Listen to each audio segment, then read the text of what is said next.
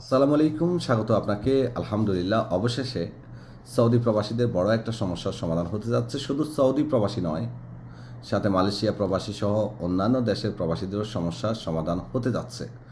আজ 15 ডিসেম্বর 2024, পূর্ব ঘোষণা অনুযায়ী আজকে থেকে আটকে পড়া এমআরপি পাসপোর্টগুলো ডেলিভারি করা হবে। দীর্ঘদিন ধরে আমাদের অনেক প্রবাসী ভাই পাসপোর্টের যন্ত্রণায় ভুগছেন। পাসপোর্টের জন্য ছুটি লাগাতে পারছেন না, ইকামা করতে পারছেন না। অন্তর্বর্তীকালীন সরকারের উপদেষ্টা আসিফ নজরুল বিষয়টি আগে নিশ্চিত করেছেন যে 15 ডিসেম্বর থেকে পাসপোর্ট ডেলিভারি করবেন। আর এই বিষয়ে আজকে গণমাধ্যমে খবর প্রকাশিত হয়েছে, স্ক্রিনে দেখুন। এছাড়া আসিফ নজরুল এটাও বলেছেন যে আজকের পর থেকে আগামী 3 থেকে 4 সপ্তাহের মধ্যে মোটামুটি সবার পাসপোর্ট ডেলিভারি কমপ্লিট করবেন।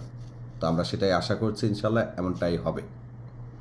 দর্শক, আপনারা যারা এম্বাসিতে পাসপোর্ট জমা দিয়েছেন অথবা প্রবাসী সেবা কেন্দ্রে পাসপোর্ট জমা দিয়েছেন এমআরপি পাসপোর্ট, অপেক্ষা করুন। ইনশাল্লাহ আপনাদেরকে মেসেজের মাধ্যমে নিশ্চিত করে দেবে আগামী কয়েকদিনের মধ্যে আপনারা প্রত্যেকেই আপনাদের প্রত্যেকের পাসপোর্ট পেয়ে যাবেন ইনশাল্লাহ।